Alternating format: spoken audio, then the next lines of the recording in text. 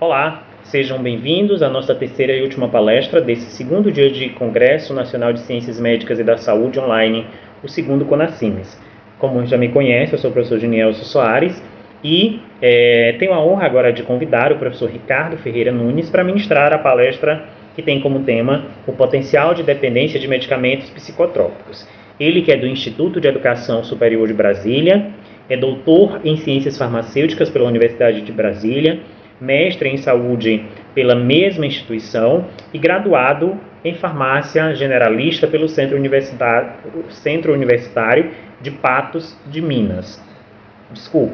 E realizou pesquisa na área de nanotecnologia farmacêutica, avaliando a penetração cutânea de sistemas nanoemocionados e nanoparticulados, contendo fármacos e extratos vegetais para a administração tópica. Ele é professor dos cursos de farmácia, biomedicina, estética e cosmética do Instituto de Educação Superior de Brasília. Então, quero agradecer o professor Ricardo por ter aceito o nosso convite e desejo a todos uma excelente palestra. Tchau, tchau, até logo. Olá, eu espero que você esteja bem. Para quem não me conhece, eu sou o professor Ricardo Ferreira Nunes, eu sou farmacêutico, eu sou mestre em Ciência da Saúde e doutor em Ciências Farmacêuticas pela Universidade de Brasília e atualmente sou professor do curso de Farmácia, Biomedicina, Estética e Cosmética do Instituto de Educação Superior de Brasília.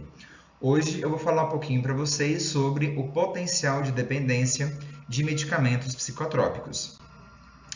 Com relação a esse tema que eu achei bastante relevante trazer aqui para vocês, a gente tem que definir alguns conceitos para a gente conseguir então entender o que seria uma dependência, tá? Então, primeira coisa, a gente tem um fármaco, tá? Então, o fármaco, como todo mundo já sabe, é uma substância química, molecularmente caracterizada, que vai ser utilizada então para um efeito benéfico no nosso organismo, tá?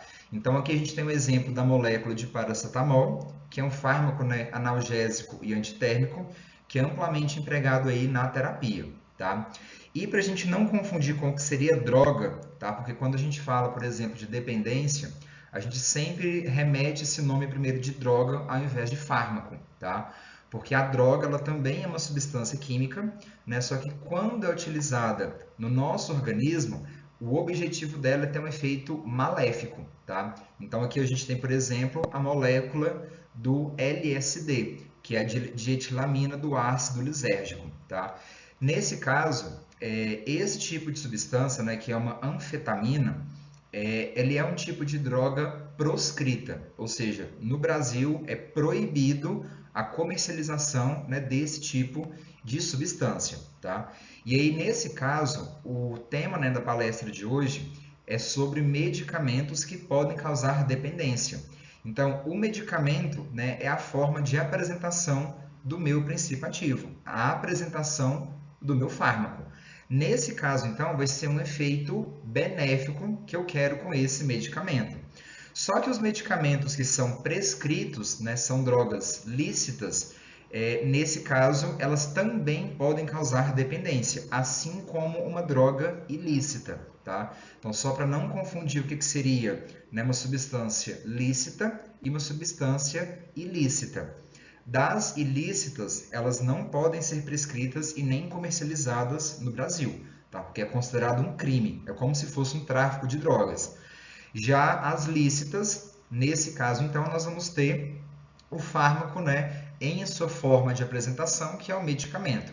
E aí, dentre os medicamentos que a gente vai ter, nós temos cápsulas, comprimidos, xarope, suspensão, emulsão, gel, enfim, várias formas de veiculação desse princípio ativo para facilitar a via de administração, tá? E depois a gente vai ter o remédio, O remédio é qualquer artifício que você utilize que melhore a saúde e o bem-estar do indivíduo, tá? Com relação a outros conceitos que são importantes, nós vamos ter alguns tipos de fármacos ou substâncias químicas que vão ter ação depressora do sistema nervoso central, como, por exemplo, o álcool, os barbitúricos, ansiolíticos, sedativos, e alguns tipos de solventes. E aí percebam que, nesse caso, dentro desse quadro, eu tenho tanto substâncias lícitas quanto substâncias, né, que não é que são ilícitas, mas que vão ser utilizadas por uma finalidade diferente da que elas foram produzidas, tá? Como, por exemplo, os solventes, tá? Por exemplo, o éter, clorofórmio e o acetato de etila são solventes, né, utilizados aí em diversas áreas de atuação na indústria química, mas uma utilização incorreta seria, né, para fins recreativos, tá? Então isso aí já seria um problema. Temos também os estimulantes, que aí nesse caso nós temos a cocaína, a nicotina e as anfetaminas, né, de uma forma geral. E só para comentar um pouquinho, né, dessas drogas estimulantes, a cocaína, quando ela foi desenvolvida, o objetivo seria para ser um anestésico. Só que eles perceberam que as pessoas que utilizavam a cocaína tornavam-se dependentes desse tipo de substância. Então, a partir de um momento, ela passou a ser uma droga proscrita, tá? Então, ela não poderia mais ser comercializada.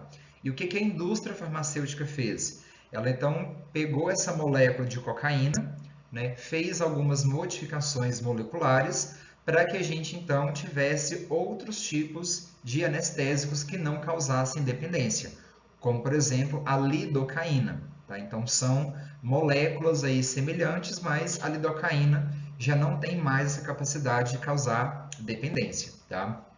Tem também a nicotina, que a gente encontra, né, em cigarros, e inclusive existe até uma contravenção aí na literatura, porque a nicotina, né, ela vai ser utilizada para pacientes que têm dependência do tabagismo. Né? Tem aquele adesivo transdérmico que ele vai liberando gradativamente a nicotina, para que então a pessoa não tenha uma crise, né, ali de abstinência pela ausência da droga. Tá? E nós temos as anfetaminas, né, que são estimulantes do sistema nervoso central.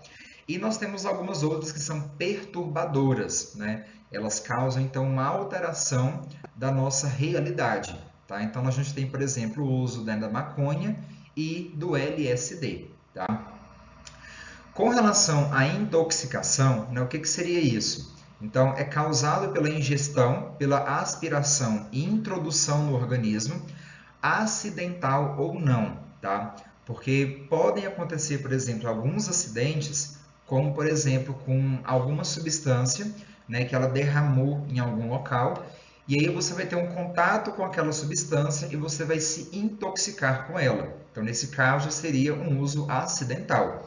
Quando não é uso acidental, né, a pessoa ela utiliza para um fim recreativo, né, por algum outro motivo, seja até uma tentativa de extermínio, tá? Aí nesse caso, então, já não é uma ingestão acidental, tá? De substâncias tóxicas de naturezas diversas, tá? E aí, quando o nosso organismo entra em contato com essa substância, tá? Ela pode causar uma doença grave, dependendo ali do mecanismo de ação, né, do agente, né, que entrou em contato com o seu organismo, ou mesmo pode provocar a morte em poucas horas se a vítima não for socorrida a tempo. Tá?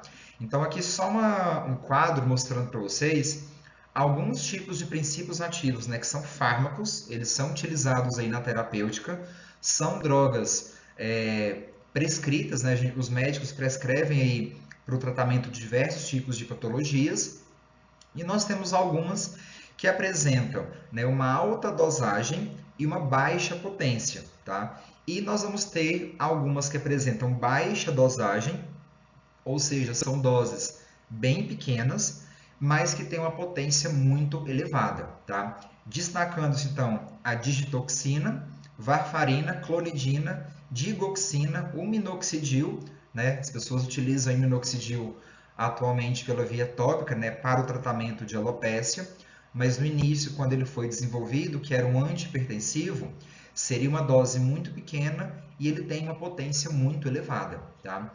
Tem a colchicina e também a prazosina, tá? Com relação, né, o que é uma droga de abuso e o que é um uso indevido, tá? Para a gente não confundir esses dois termos. Então, nesse caso, a gente vai ter uma droga de abuso quando é uma substância não prescrita, tá? Então, por exemplo, etanol, cocaína, né, maconha, são substâncias, então, que são proibidas a utilização dela. Ela não vai ser prescrita para um efeito benéfico no seu organismo, né? Apesar do etanol ser uma droga lícita, tá? As pessoas consomem aí bebidas alcoólicas, né? Mas a gente tem outros tipos de substâncias que não são prescritas, é de uso ilícito, tá? E o uso indevido é quando eu tenho então aquela substância química, né, que é utilizada na terapêutica, é uma substância prescrita, só que a pessoa está utilizando agora essa substância para uma outra finalidade diferente da qual ela foi produzida, tá? Vamos pensar, por exemplo, na morfina, né, que é um analgésico extremamente potente. Então, a morfina, ela é capaz de diminuir a dor muito intensa. Só que ela pode ser utilizada, né, para uma finalidade ali, não para analgesia, por exemplo, tá? Tem também benzodiazepínicos, né? Metilfenidato, zolpidem. Todos esses eu vou comentar um pouquinho, né, com vocês em relação à ação dessas substâncias nos seus organismos e o potencial que ela tem de causar ou não a dependência, tá? E observem o seguinte, ó, a linha que separa o abuso do uso indevido é indistinta, tá? Como, por exemplo, a maconha. A maconha, no início, né, ela é uma substância que não pode ser utilizada. Só que hoje já tem vários estudos que mostram, né, os efeitos benéficos, né, principalmente do óleo extraído da maconha, para o tratamento de diversas doenças. Então, nesse caso, ele ainda é uma substância, né, proscrita, só que a gente já tem alguns efeitos benéficos com essa substância, tá? Tem também a própria cafeína, né? A cafeína, ela pode sim causar dependência, tá? Só que ela é uma substância prescrita. A gente encontra a cafeína, por exemplo, em vários medicamentos, né, em associações, principalmente para o tratamento de enxaqueca, tá? E aí a cafeína também é uma droga, né, uma substância química que a gente encontra, né, principalmente no café, que é consumido aí também, né, mundialmente, tá? Outros conceitos importantes, nós vamos ter, né, o que seria uma sensibilização, um controle ou uma tolerância, tá? Na verdade, o controle é a administração de uma substância no organismo pela primeira vez. E aí, quando você administra essa substância, né, ele vai passar por todos os processos de farmacocinética, depois os processos de farmacodinâmica para interagir com esse receptor, e ele vai alcançar uma porcentagem de resposta máxima. Quando a gente tem uma sensibilização, né, quando a gente tem aí esse deslocamento da curva para a esquerda, nesse caso eu preciso agora administrar uma dose menor para que eu consiga ter o mesmo efeito, tá? Então, para a gente poder ter uma comparação, né, de um controle e de uma sensibilização, vamos pensar que eu tenho uma administração de um fármaco, né, de uma dose de 100 miligramas. Então, esse é o meu controle, a dose usual. Só que se eu administrar uma dose, por exemplo, de 60 miligramas, eu consigo ter o mesmo efeito. Ou seja, o meu organismo agora está mais sensível à utilização dessa substância. Então, menores doses eu consigo ter o mesmo efeito. Já a tolerância é o contrário. A gente vai deslocar agora, né, essa curva de dose-resposta para a direita. E aí nós vamos ter, então, com a diminuição do efeito de uma droga com o uso contínuo. Então, com o passar do tempo, aquela mesma dose que eu administrava de 100 miligramas, eu não consigo mais ter o mesmo efeito. Então, o que eu vou precisar de fazer agora? Aumentar a dose desse medicamento, tá? Então, isso é chamado de tolerância, tá? Com relação aos tipos, né, de tolerância que nós temos, a primeira é chamada de tolerância inata ou natural. Nesse caso, já é um tipo de tolerância que nasce com o indivíduo, já é próprio dele, tá? Tem até alguns estudos que falam que dependendo ali da genética, né, do indivíduo, ele tem uma predisposição a ser mais dependente de alguma substância química, tá, do que outras pessoas. E isso vai estar relacionado ao próprio material genético desse indivíduo, tá? Que aí quando ele entra em contato com essa substância, As suas células agora vão responder de uma forma diferente, ativar alguns genes, né, ali bem específicos, que vão produzir proteínas, né, que vão ser capazes aí de então tornar esse organismo dependente daquela substância, tá? Então já tem alguns livros aí de toxicologia que já descrevem quais são essas proteínas, tá?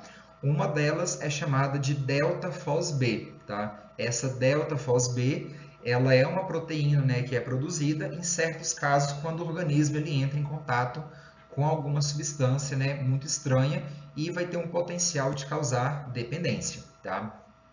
Temos também a tolerância farmacodinâmica, tá? Todo mundo lembra, né? Qual que é a diferença da farmacocinética para a farmacodinâmica, tá? Então, nesse caso, esse tipo de tolerância, basicamente eu vou precisar de aumentar a quantidade, né, da droga, do fármaco, né, nesse caso do medicamento, para que eu consiga ter o mesmo efeito. Justamente porque o seu organismo ele vai criar um mecanismo agora para aumentar a quantidade de receptores, tá? E aí, para que a gente tenha um efeito máximo, 100% desses receptores vão precisar de estar ocupados, tá? Tem também a tolerância farmacodinâmica aguda ou a taquifilaxia, tá? Nesse caso, uma pequena dose já consegue ativar ali todos esses receptores, tá? Então, isso seria a tolerância, né, farmacodinâmica aguda. Temos também a metabólica, cinética ou disposicional, tá? Essa vai estar relacionada aos processos da farmacocinética, principalmente relacionado ao metabolismo de substâncias. Nós temos alguns fármacos que eles são indutores, né, são produtores de algumas enzimas hepáticas que vão aumentar o metabolismo daquela substância. Só que nós temos algumas que acontecem o contrário. Você então vai inibir a enzima que metaboliza aquele fármaco, aquela substância, e ela vai ficar mais tempo no seu organismo, tá? Então isso seria uma tolerância farmacocinética, tá? Temos também a tolerância cruzada, que essa tolerância é o seguinte: o indivíduo ele já apresenta uma dependência a um tipo de substância e ele vai apresentar também uma dependência a uma outra substância similar, ou seja, moléculas semelhantes, tá? Então isso seria a tolerância cruzada. Então moléculas que se parecem, se eu já sou dependente de uma molécula, se eu tenho uma parecida, eu também posso me tornar dependente dela. E tem a dependência comportamental, né? Perdão, tolerância comportamental. Nesse caso, esse tipo de tolerância é quando o paciente ele está sob o efeito daquela droga, daquela substância, daquele medicamento, mas ele consegue fazer todas as suas atividades diárias normalmente. Então, ele está sob o efeito de drogas, mas a gente não consegue perceber, né, pela movimentação, pela fala, pela ação, né, daquele paciente. Então, ele praticamente passa despercebido, tá? Então, isso seria um tipo de tolerância comportamental. Já a dependência, né, o que é esse padrão de dependência, tá? Então, é um padrão mal adaptativo, né, de uso de alguma substância, né? Nesse caso, a gente está incluindo aqui os fármacos, né, que leva a um prejuízo ou um sofrimento clínico significativo, evidenciada por 3 ou mais características dessa tabela que está aqui ao lado, que incluem a tolerância, a abstinência e abandono ou redução de importantes atividades sociais, ocupacionais ou recreativas, em razão do uso da substância durante um período de 12 meses, tá? Então, basicamente é o seguinte: se eu começo a utilizar uma substância e eu me torno dependente a ela, tá? O que seria esse padrão de dependência? Se eu apresentar dentro de um período de 1 ano, né, de 12 meses, qualquer uma dessas 6 etapas que estão descritas nessa tabela, significa que eu sou dependente dessa substância química, tá? Então, um padrão né, uma tolerância definida por qualquer um dos seguintes aspectos, ó. Necessidade de quantidades muito maiores da substância para que haja intoxicação ou efeito desejado. Então, naquele caso, eu vou aumentar a minha dose, né, para que eu tenha o mesmo efeito, tá? Ou acentuada redução do efeito com o uso contínuo da mesma quantidade de substância. Então, eu continuo lá utilizando os meus 100 miligramas. Só que com o passar do tempo, eu vou observar um efeito menor com aqueles 100 miligramas, tá? Então, isso já acende ali um alerta de que eu já posso me tornar dependente dessa substância química, tá? Né? Tem também a abstinência, que é manifestada, né, como a síndrome de abstinência característica para a substância, tá? Que aí quem decide, né, quem define esses critérios é a Associação Americana de Psiquiatria, tá? E temos também a mesma substância que é consumida para aliviar ou evitar os sintomas da abstinência. Então, quando o seu organismo ele já elimina, né, essa substância do organismo, isso faz então você buscar novamente essa substância para que você tenha o mesmo efeito, tá? Terceiro, a substância frequentemente é consumida em maior quantidade ou durante um período mais longo do que o pretendido. Um desejo persistente ou esforços mal sucedidos para reduzir ou controlar o uso da substância. Muito tempo é gasto em atividades necessárias para a obtenção da substância. Então, como a gente vai ter esses medicamentos, né, psicotrópicos que atuam no sistema nervoso central, geralmente, né, o psiquiatra ele já tem ali uma capacidade de identificar naquele paciente se ele tem ou não, né, alguma dependência daquela substância, e aí ele vai e faz a prescrição de um medicamento X, né? E aí o paciente ele começa a fazer várias consultas, né, com esse mesmo médico e meio que solicita para ele sempre a prescrição da mesma substância, para que ele não sinta, né, a falta dela, não entre numa crise de abstinência, tá? Ou mesmo, né, no tempo de consumo dessa substância. Então, fumar um cigarro atrás do outro. Então, consumir frequente ali essa substância química, tá? E o último, importantes atividades sociais, ocupacionais ou recreativas são abandonadas ou reduzidas em virtude do uso da substância. Então a pessoa ela muda, né, o comportamento dela, ela para de frequentar determinados locais, ela não socializa, né, mais com os amigos, com a família, né, então ela fica isolada, né, do mundo social dela. E aí isso então também já é uma característica da dependência, que geralmente a pessoa ela fica mais reclusa em casa para que ela ali faça o consumo dessa substância, tá? Então, se dentro de um período de 12 meses for observado 3 desses aspectos, né, num período de 12 meses, então significa que o indivíduo ele já é dependente dessa substância. Isso, então, dentre os medicamentos, né, que podem causar dependência, nós temos aqui os opioides, tá? Que são utilizados na prática clínica, principalmente como analgésicos muito potentes, tá? Que a ação dele vai ser já sistema nervoso central. Então, dentre esses opioides, nós temos, né, o tramadol, hidromorfona, metadona, morfina, oxicodona, hidrocodona, oximorfona e fentanil. Particularmente, eu acho que a grande vantagem, né, desses opioides é que a maioria deles eles são de uso hospitalar. Então, o acesso a essa substância é um pouco mais, né, dificultado.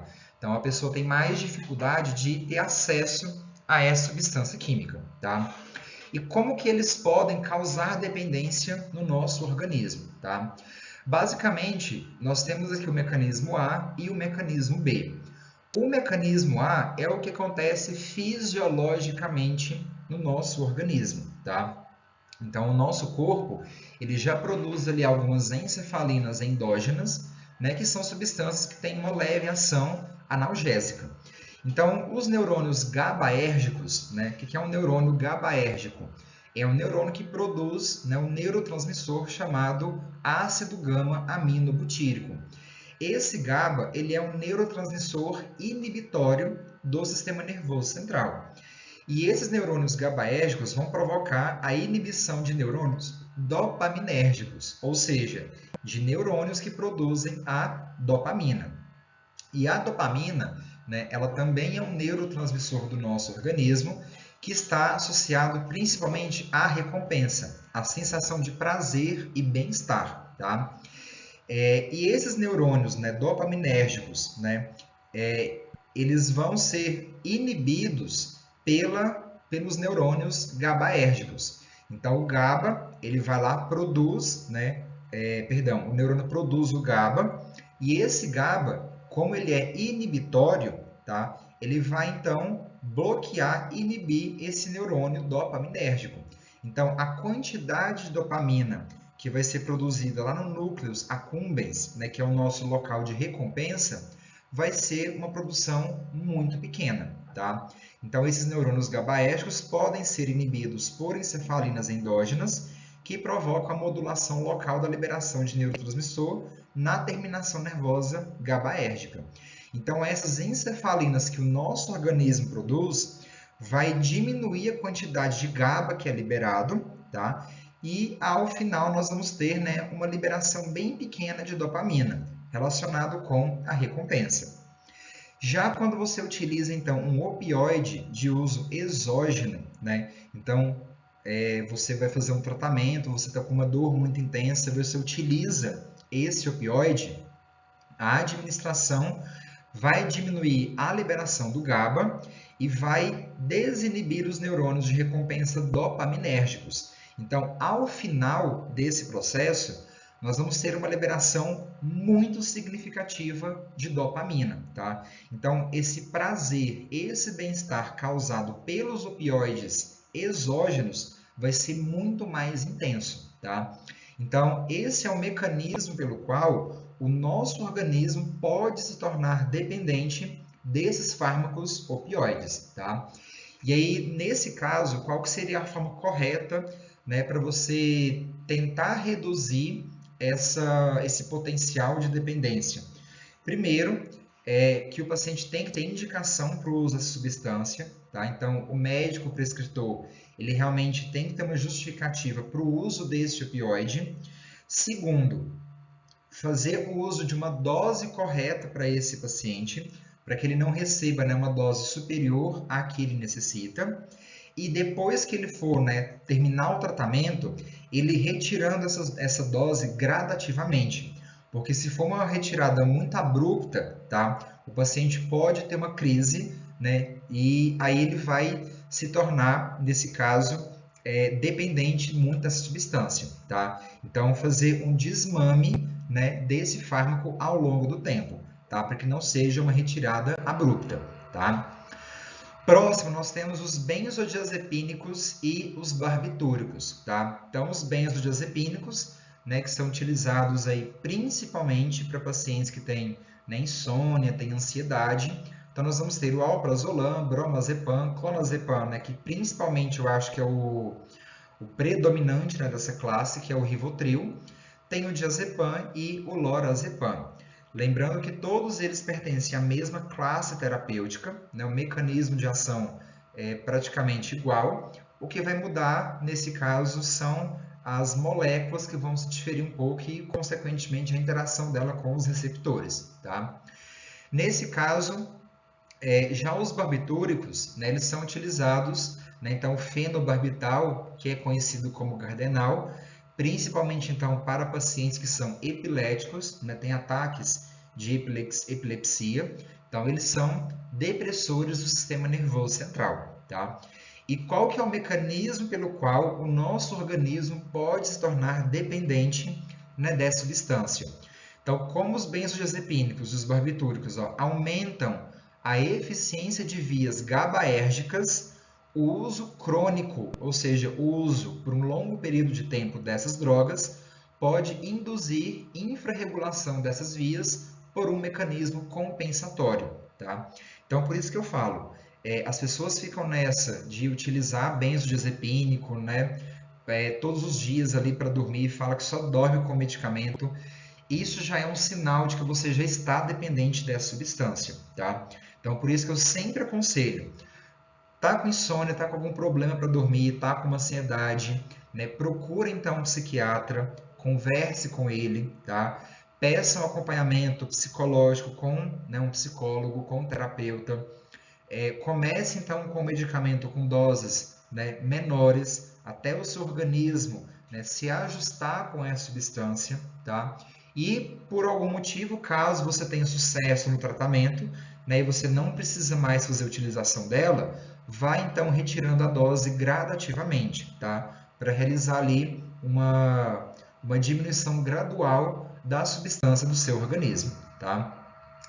Temos também o metilfenidato, né, que é o Venvance, que as pessoas estão utilizando ele agora, principalmente, né, para aumentar o rendimento em estudos, tá?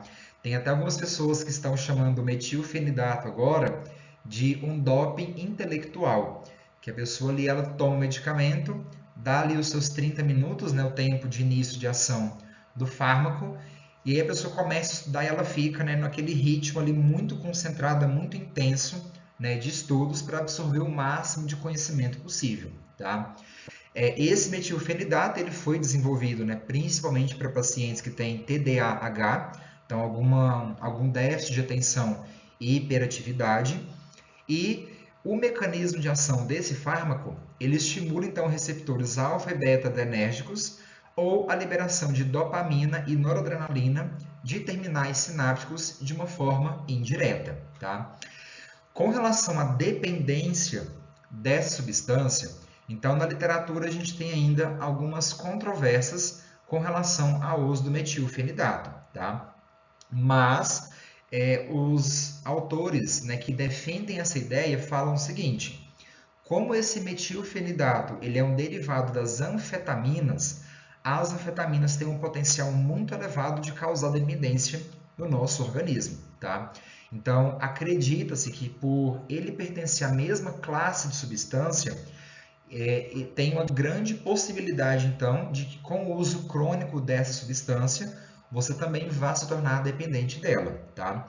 Só que é como eu falei lá no início, né, aqui da apresentação. Uma coisa é eu ter uma indicação terapêutica para o uso dessa substância.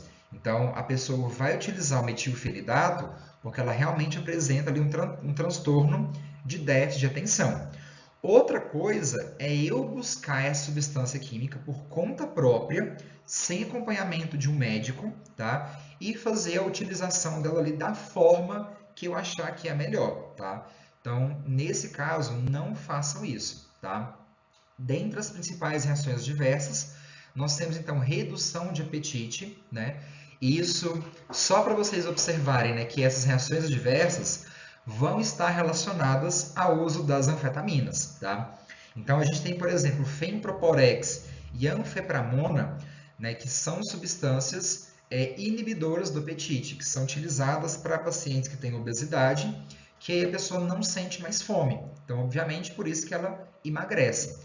Então, como a gente tem, né, a mesma classe de substâncias, eu vou ter um efeito, né, adverso semelhante. Então, cefaleia, dor de cabeça, insônia, né, porque as anfetaminas elas são estimulantes do sistema nervoso central. Então, se o seu cérebro está muito ali, ó, né, trabalhando sem parar, ele não consegue, entre aspas, desligar para você ter um sono correto, então você também vai ter problema para dormir. E aí, o que é o grande problema? Você começa a usar o metilfenidato, você começa a ter insônia e automaticamente você começa a buscar agora quem? Um benzodiazepínico para tentar te induzir ao sono, tá? Então você começa agora, né, a criar ali um problema utilizando outras substâncias para corrigir uma reação adversa de outra, tá? E também pode causar psicose, tá? Apesar de ser um efeito adverso pouco comum, existe sim essa probabilidade de psicose com o uso de metilfenidato, tá? E temos também o zolpidem, tá? Então, o zolpidem é um hipnótico não benzodiazepínico que liga-se ao sítio de ligação, né, do benzodiazepínico no receptor do GABA do tipo A, tá? Então, o zolpidem, pessoal, ele é uma substância que é utilizada principalmente para o tratamento de insônia, principalmente de pacientes mais idosos, tá? E muitos estudos relataram a eficácia e segurança do Zolpidem para o tratamento da insônia. Então, realmente é um fármaco que apresenta uma alta efetividade terapêutica. Então, o paciente vai ter realmente um uso benéfico com a utilização dessa substância. E ele apresenta baixo abuso e capacidade de dependência. Só que essa informação que eu retirei já era ali de um artigo até relativamente antigo, em torno ali de 2009 a 2010. Só que hoje nós já temos até matérias que saíram aí na televisão, em que as pessoas estão agora buscando esse Zolpidem, além do tratamento da insônia, simplesmente para querer observar o efeito da substância no organismo. Então você vai estar utilizando uma substância que você não precisa, para te induzir ao sono, para você dormir ali rapidamente, tá? Então, nesse caso, você está fazendo um uso, tá, da substância que não é específica para você, tá? Se você não tem problema de insônia, você não precisa, então, desse Zolpidem, tá? Então, também é um tipo de substância que tem aí a sua capacidade de produzir dependência, tá? Aqui, só para a gente finalizar, mostrando uma tabela em relação às drogas que a gente tem, tá? Lembrando, gente, que droga a gente associa mais com uma substância que vai ter um efeito prejudicial no nosso organismo, tá? Mas aqui o livro de farmacologia ele trouxe droga como sendo uma substância utilizada pelo seu organismo, tanto quanto efeito benéfico quanto maléfico, tá? Então nós temos aqui os opioides, benzodiazepínicos e barbitúricos, que a gente viu aqui na apresentação, tá? O receptor de ação deles, os sinais clínicos e algumas observações relevantes sobre o uso dessa substância, tá? Com relação a esses que estão marcados em vermelho, tá? Então, álcool, nicotina, psicoestimulantes, canabinoides, fenciclidina, feniletilaminas, psicodélicos e inalantes, alguns são proibidos o uso aqui no Brasil, então são substâncias proscritas, tá? E alguns, apesar de não serem proibidos, as pessoas podem utilizar, eles também têm capacidade de provocar dependência, tá? Como, por exemplo, o álcool, tá? Então, o etanol, a ação dele é semelhante aos benzodiazepínicos, tá? Ele tem uma ação depressora no sistema nervoso central. E aí ele existe uma grande possibilidade de dependência dessa substância, tá? A nicotina, ela também pode causar dependência, mas atualmente, a forma farmacêutica que nós temos, que é o adesivo transdérmico, e a quantidade que é utilizada é somente para o tratamento de dependência de pacientes que são dependentes de tabaco, tá? Então, nesse caso, vai ser um uso medicamentoso, tá? Então, os canabinoides, fenciclidina, feniletilaminas, psicodélicos e inalantes, nesse caso, são todos proibidos a utilização deles, tá? E aqui eu achei essa imagem na internet que eu achei bastante legal, que ela só mostra pra gente o que as pessoas acham quando a gente fala, por exemplo, de droga de abuso, tá? Então, a primeira coisa que vem na cabeça da gente é dependência, tá? E aí vão aparecendo outros termos semelhantes à dependência. Então, por exemplo, ansiedade, uso de álcool, tá?